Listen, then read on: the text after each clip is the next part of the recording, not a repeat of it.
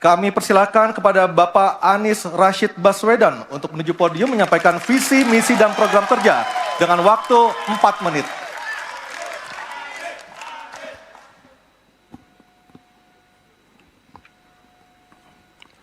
Assalamualaikum warahmatullahi wabarakatuh. Selamat malam dan salam sejahtera untuk semuanya. Bapak Ibu sekalian, saudara-saudara sebangsa setanah air yang saya hormati, yang saya cintai. Ketika kepercayaan dari Ibu dan Bapak saudara sekalian diberikan kepada kami, maka kami insya Allah akan mengembalikan posisi Indonesia menjadi pelaku utama di dalam konstelasi global. Indonesia tidak hadir sebagai penonton, tapi Indonesia hadir sebagai penentu arah perdamaian, kemakmuran bagi seluruh bangsa di level global maupun di level regional. Kami merencanakan bagaimana kekuatan Indonesia, kekuatan kebudayaan, kekuatan kesenian, kekuatan ekonomi ikut mewarnai kancah dunia. Kita ingin film kita, seniman kita, kuliner kita, diplomati kita, para diaspora kita menjadi fenomena dunia, hadir mewarnai kancah internasional. Kita menginginkan dengan cara seperti itu, maka apa yang kita kerjakan di level dunia membuat Indonesia bisa menjadi tuan rumah di negeri sendiri sekaligus tamu mempesona di negeri orang. Dan Presiden menjadi panglima diplomasi Indonesia. Bukan hanya hadir dalam forum-forum, tapi hadir mewarnai, hadir serius memperjuangkan amanat, termasuk amanat terpenting, menghapuskan penjajahan di muka bumi. Bukan sekedar statement dalam upacara, tapi Presiden dan seluruh jajaran diplomasi bekerja keras untuk itu, khususnya untuk Palestina. Tapi dalam kenyataannya, kita bicara tentang pertahanan di sisi lain. Kita menghadapi tantangan yang tidak kecil. Dalam beberapa tahun terakhir ini, lebih dari 160.000 orang meninggal, bukan karena serangan militer, tapi karena serangan virus. HP kita, komputer kita, diserang oleh cyber attack. Lebih dari 800 juta cyber attack. Perdagangan manusia, perdagangan anak. Bagaimana perempuan, anak-anak menjadi korban, lebih dari 3.000 orang. Dan narkoba menyerbu Indonesia. 4,8 juta orang terpapar narkoba. Keluarga-keluarga kita menderita karena narkoba ini. Dan itu pedih sekali. Itu tingkat keluarga. Pencurian ikan, pencurian pasir, itu menandakan bahwa kita kebobolan. Dan lebih jauh lagi, ironisnya, Kementerian Pertahanan menjadi kementerian yang dibobol oleh hacker di 2023. Sebuah ironi. Karena itu kita ingin mengembalikan. Dan 700 triliun anggaran Kementerian Pertahanan tidak bisa mempertahankan itu, justru digunakan untuk membeli alat-alat alutsista yang bekas. Di saat tentara kita lebih dari separuh tidak memiliki rumah dinas. Sementara menterinya punya, menurut Pak Jokowi, punya lebih dari 340 hektar tanah di Republik ini. Ini harus diubah. Tambah lagi, food estate singkong yang menguntungkan kroni, merusak lingkungan, dan tidak menghasilkan. Ini harus diubah. Kami akan memulai dengan kepemimpinan yang menjunjung tinggi etika, kepemimpinan yang mengandalkan data, informasi, kapasitas yang serius.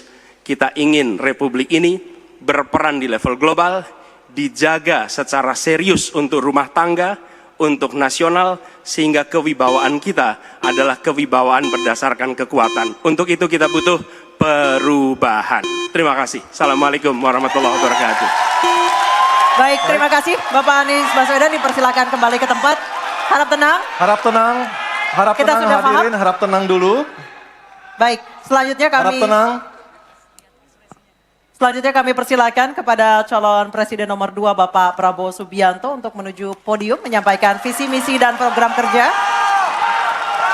Harap tenang, ada waktunya. Harap tenang. Waktu Anda 4 menit dimulai ketika Bapak berbicara, silakan. Bismillahirrahmanirrahim. Assalamualaikum warahmatullahi wabarakatuh. Salam sejahtera kita sekalian. Shalom, Om Swastiastu, Namo Buddhaya, salam kebajikan.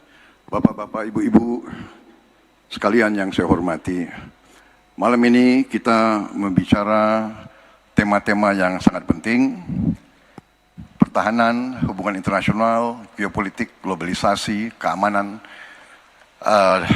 Dengan demikian, kita kembali kepada dasar kita, tujuan nasional yang tercantum dalam Undang-Undang Dasar kita, dalam pembukaan Undang-Undang Dasar 1945, tercantum sangat tegas bahwa tujuan nasional kita yang pertama adalah melindungi segenap bangsa Indonesia dan seluruh tumpah darah Indonesia.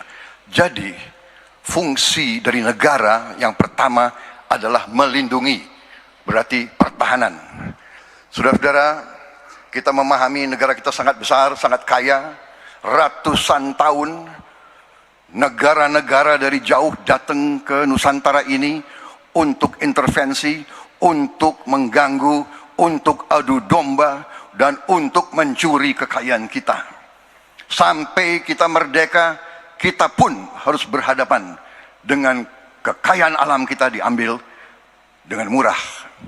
Karena itu, untuk kita menjadi negara makmur, untuk kita menjadi negara sejahtera, untuk rakyat kita hidup layak, punya pekerjaan layak, kita harus menjaga kekayaan kita.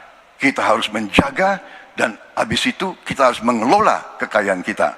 Saudara-saudara sekalian, politik luar negeri kita secara tradisi sejak awal kita merdeka adalah bebas aktif, adalah non-blok, tidak memihak, tidak ikut blok-blok, tidak ikut fakta.